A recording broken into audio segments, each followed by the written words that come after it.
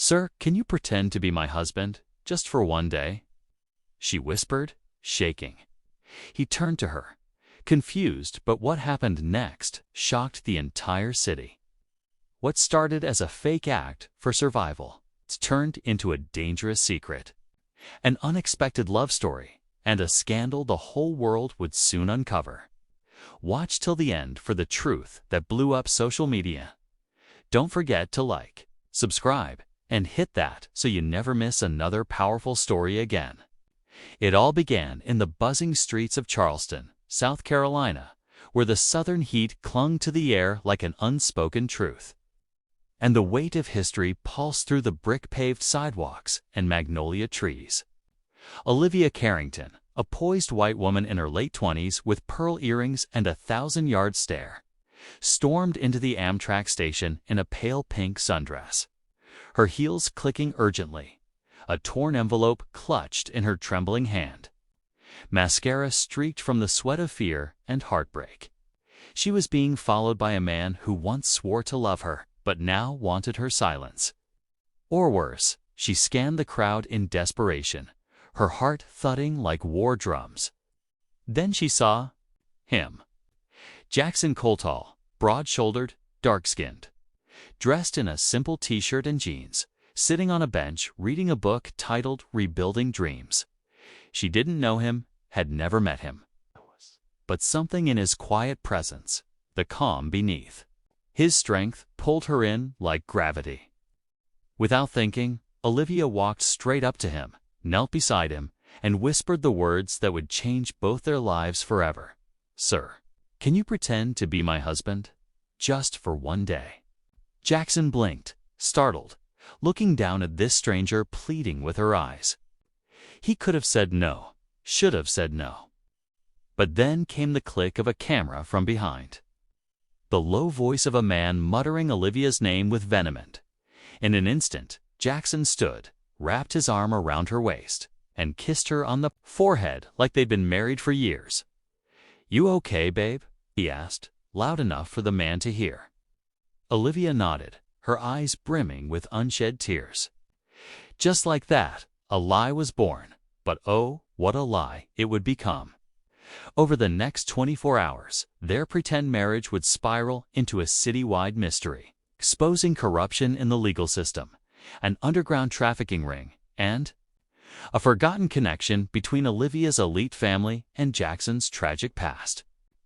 Their act forced them to attend a dinner gala together that night to maintain the charade, one where Olivia's ex-fiancé, Brent Langston, a powerful and dangerous attorney with political ambitions, was supposed to announce their engagement. Before she vanished, Olivia had found out too much about Brent's involvement with Judge Kessler, about girls going missing in the courthouse's diversion program, and about how her own father might have known and covered it up. She couldn't run alone. She needed someone strong enough to face them with her, but also unknown enough to be invisible. That was Jackson. Only he wasn't invisible anymore. By the time they entered the gala, hands clasped, she wearing her mother's heirloom necklace, Jackson in a borrowed tux that barely fit, half the room stared in disbelief, and the other half in judgment. A white heiress from the Carrington name showing up with a black man claiming to be her husband in front of Charleston's old money aristocracy. That alone would have been scandal. But then came the twist. Jackson wasn't just any man. He was once the star witness in a buried police brutality case 10 years ago, where his little brother died in custody and the officer walked free, thanks to a legal team that included Brent Langston. Jackson had left town, built a quiet life, rebuilding homes for veterans, never wanted the spotlight again. But now he was smack in the middle of it. Reporters sniffed a scandal.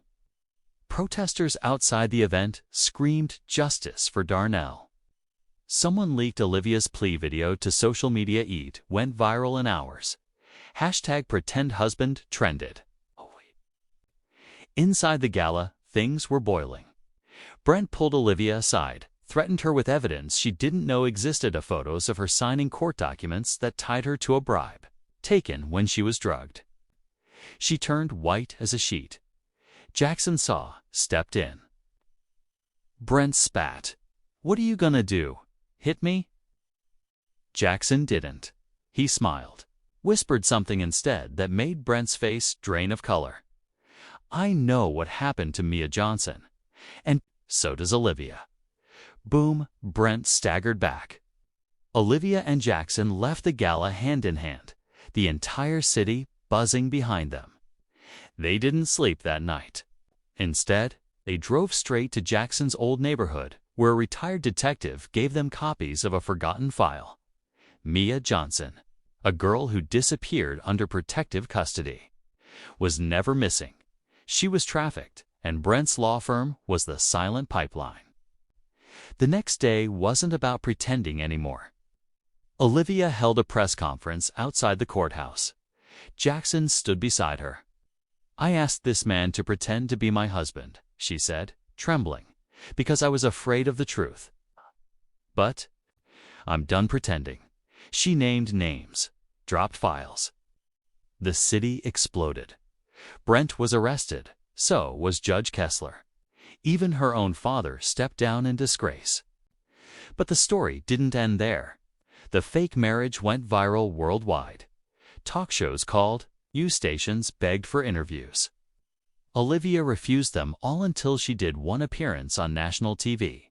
When the host asked her, "Do you regret asking a stranger to pretend to be your husband?" She looked at Jackson beside her, tears in her eyes, and whispered, "It wasn't pretending anymore." The crowd roared. A year later, they were still together. Real this time. Jackson launched a nonprofit in his brother's name. Olivia started a legal defense fund for survivors.